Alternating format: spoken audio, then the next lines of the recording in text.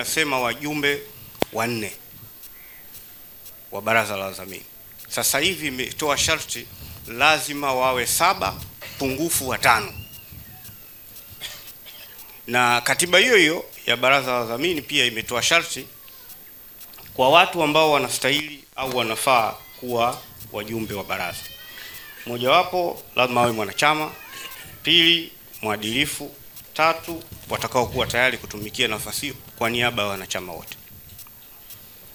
Katiba imetoa mwongozo namna ya kupatikana kwa wajumbe.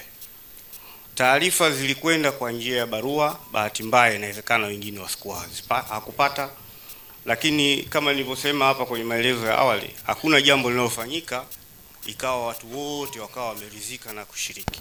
Kwa hiyo kwa utaratibu umefuatwa. Baada ya hapo, niseme tu kwamba tunao wajumbe ambao walikuwepo kwenye baraza lililopita na mlimuidhinisha mara ya mwisho mzee wetu Jaji mstaafu Mihayo.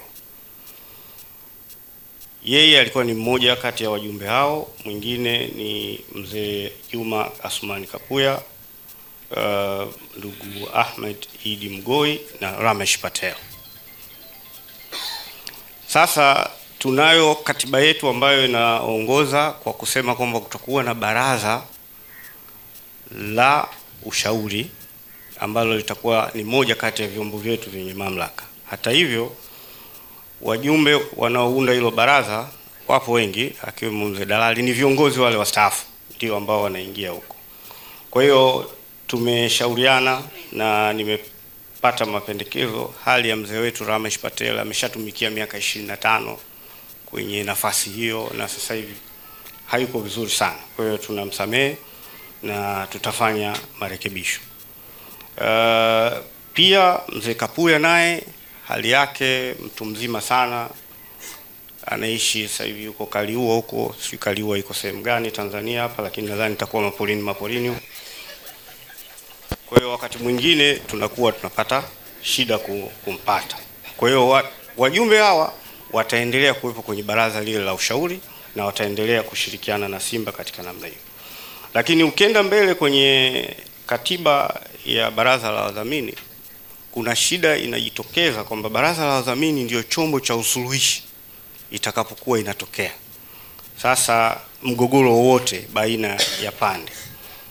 Ibara ya 16(1) ya katiba hiyo ya baraza la wadhamini, mzee Mihayo ndio mwenyekiti wa baraza lile.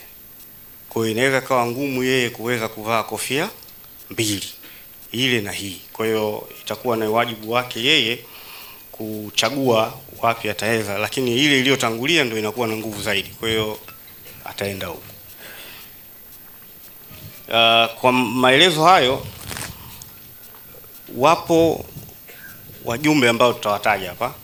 Utaratibu ukiwa umeridhia, tumeridhia. Yule ambaye anaona kwamba fulani hakustahili kuwepo, anaweza kufanya objection kwa kuandika na kufuata utaratibu wa kikatiba. Hapa hatupigi kura wala hakuna utaratibu huo ambao umeainishwa kwa mujibu wa katiba. Kwa hiyo mapendekezo, ndugu Adam Mgoi ambaye alikuwepo na mlimpitisha mwanzo atakuwepo, ndugu Hamad Abdalla, ndugu Salum Abdalla, Dr. Bill Kiwia, Hassan, Ismail Muhammad na Amos Makala. Hawa ndio wataunda hilo baraza. Utaratibu wa kuchaguana na mwongozo mwingine ni wao. Kwa hayo machache niseme kwamba tunawashukuru kwa ushiriki wenu na tumefikia hapo katika uteuzi. Asante.